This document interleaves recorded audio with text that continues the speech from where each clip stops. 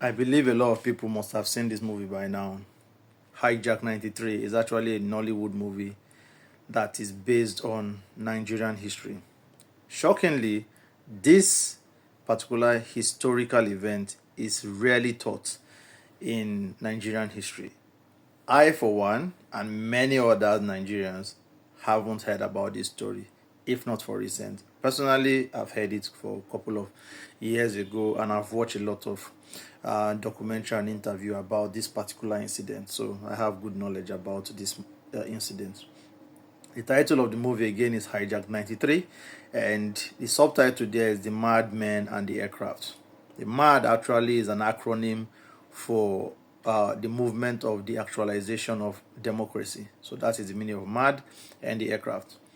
We are going to do this review in two phases, so you have to just hold on. It's going to be quite a lengthy one for a reason. We are going to review the movie based on the movie. After that, I will tell you guys the true story of what really happened in this incident. Let's begin. This movie is based off history, and for everyone that knows, I am a sucker for history or historical movie. I love history so much. Like, I love history so much. Thus my love for methodology. But let's put that aside. So this is an historical movie, and let's go into details. The detailing of the historical time in this movie is actually poor. We saw a lot of use of modern, modern uniforms, modern vehicles, modern outfits, and all that stuff in the movie, and it just made it not hit properly. It's one thing to, in fact, they've given you have gotten what we call an expo. You have already gotten a plot because it is based off real life events that happened in Nigeria. So it's already an expo. All you needed to do is to contact the people involved and get good stories and translate it into a movie.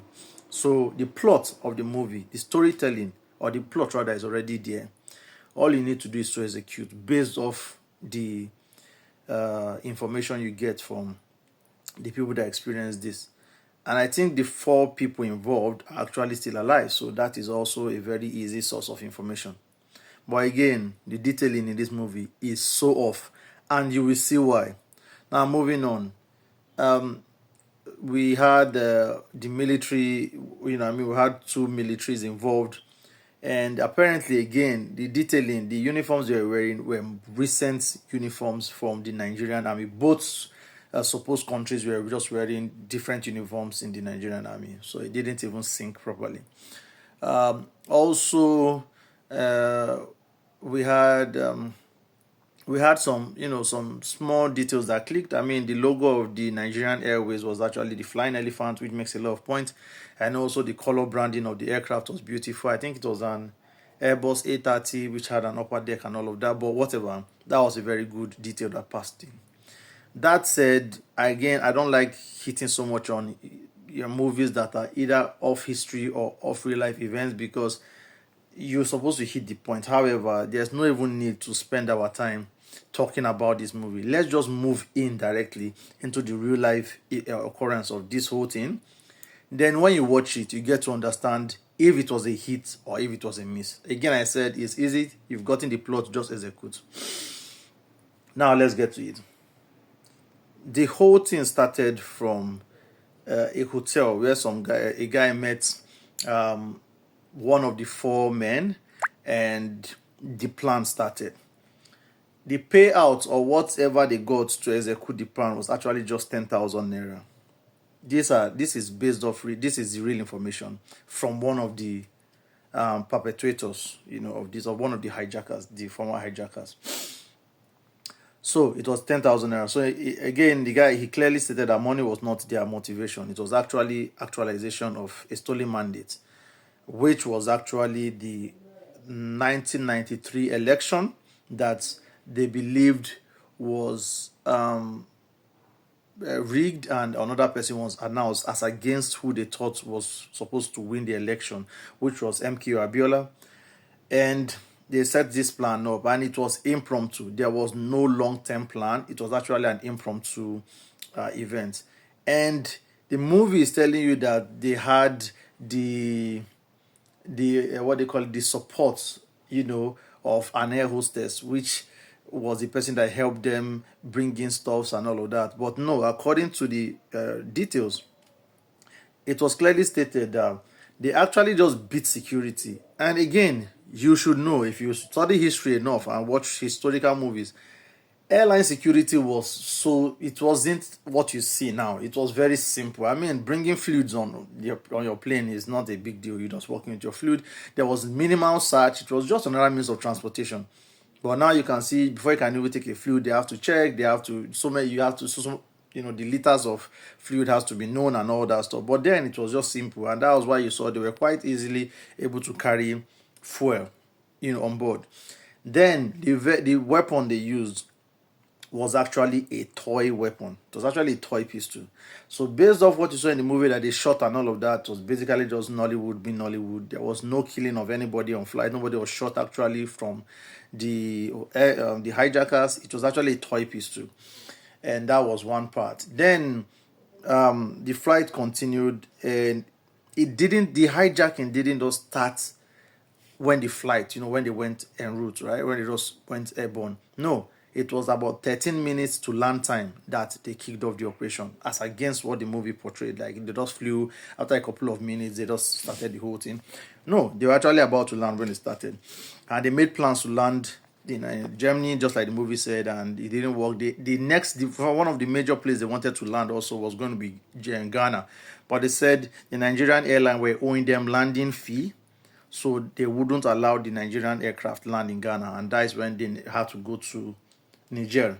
Another detail you should know was that it wasn't a military officer from Niger that was actually negotiating with them, which I would have believed would not have happened. It was actually the aviation minister, and they didn't need a French translator. Those were just Nollywood theatrics. It was actually the aviation minister who spoke English language that spoke with them, because none of them understood French. So the